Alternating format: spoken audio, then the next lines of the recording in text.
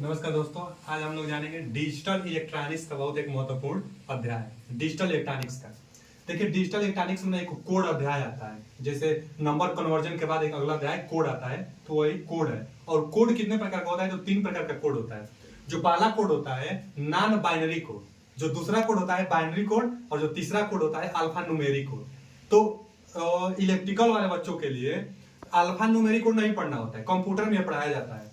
और जो non binary code होता है वो भी नहीं पढ़ना होता है, बाइनरी कोड हम लोग को पढ़ना होता है इलेक्ट्रिकल वाले बच्चों के लिए।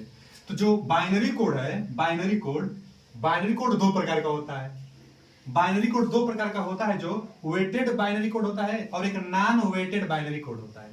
अच्छा, वेटेड बाइनरी कोड किसे कहते हैं? तो वेटेड बाइनरी कोड जो होता है, इसमें डायरेक्ट वैल्यू को लिख दिया जाता है। जैसे इसमें क्या आता है? BCD code. बीसीडी किसी अगले वीडियो में पढ़ेंगे। आज हम लोग का जो उद्देश्य है, ग्रे कोड पढ़ने वाले हैं हम लोग।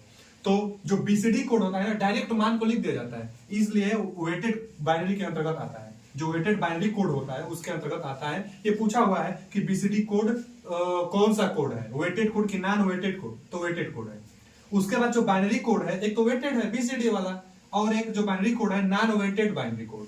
तो जो नॉन वेटेड बाइनरी कोड है, यह 2 प्रकार से पढ़ना होता है हम लोग को। जो एक से 3 कोड होता है और एक ग्रे कोड होता है। तो आज हम लोग ग्रे कोड को पढ़ने वाले हैं। तो non weighted code grey code है।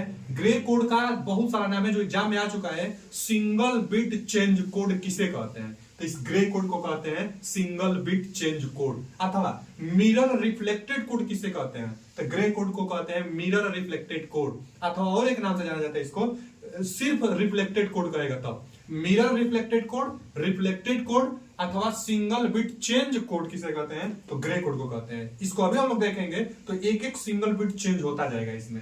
तो नॉन वेटेड कोड के अंतर्गत आता है ग्रे कोड। हम लोग पढ़ने वाले हैं ग्रे कोड। देखिए, ज्यादा बड़ा वीडियो नहीं बनाएंगे। ग्रे कोड को कैसे हम लोग बाइनरी कोड में करेंगे और बाइनरी को कैसे ग्रे कोड में करेंगे, यही पूछेगा।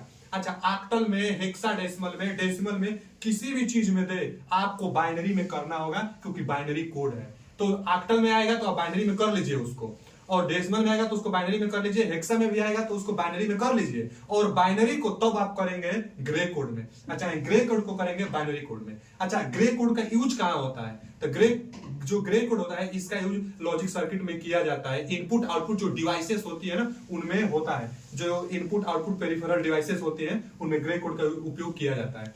तो ग्रे कोड बाइनरी से किया जाता है, चाहे बाइनरी को ग्रे कोड में किया जाता है। अदर नंबर सिस्टम में तो बाइनरी में कर लिया जाएगा।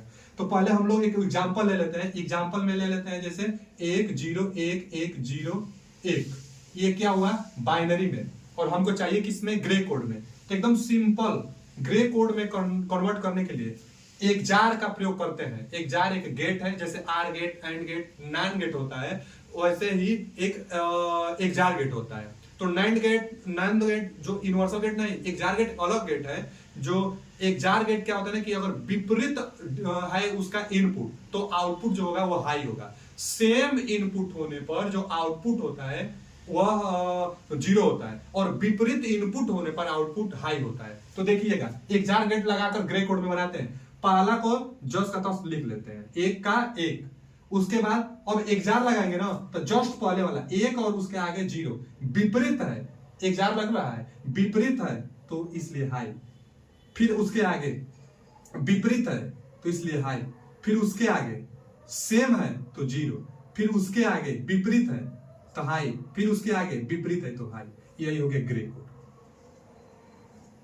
ग्रे में यह कन्वर्ट हो गया। देखिए, बाइनरी और ग्रे कोड में अंतर है, उसका वो है और इसका ये है।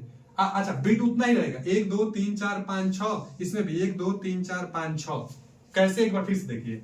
बाइनरी को ग्रे कोड में कन्वर्ट करने के लिए पहला जो होता है लेफ्ट साइड का, उसको हम लोग जस्ट का तस उतार लेते हैं। उसके बाद एक जार लगाइए। एक जार में विपरीत होने पर हाई दिया जाता है। तो 1 0 विपरीत है इसलिए हाई।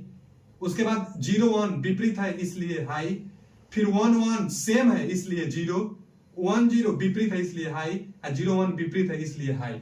तो विपरीत होने पर हाई किया जाता है एक जार गेट। और एग्जांपल में देख लेते हैं, एक दो और एग्जांपल, जैसे ना 1 1 0 1।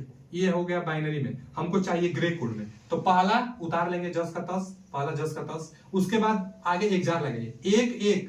जो एक एक है सेम है इसलिए आउटपुट 0। उसके बाद फिर आगे विपरीत है इसलिए हाई। उसके बाद फिर विपरीत है इसलिए हाई, 4 बिट में है, ये भी 4 बिट में है, समाप्त हो गया, ये ग्रे कोड में हो गया। ग्रे कोड से बाइनरी में कैसे जाएंगे, तो वहां एक्सनार लगाएंगे, तो उसको देख लीजिए यहाँ पर।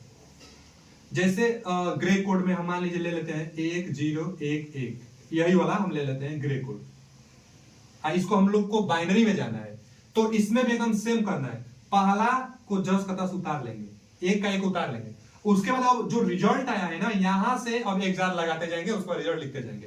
तो 1 0 सेम नहीं है इसलिए हाई, उसके बाद फिर 1 और 1 सेम है इसलिए 0, फिर 1 और 0 सेम नहीं है इसलिए हाई।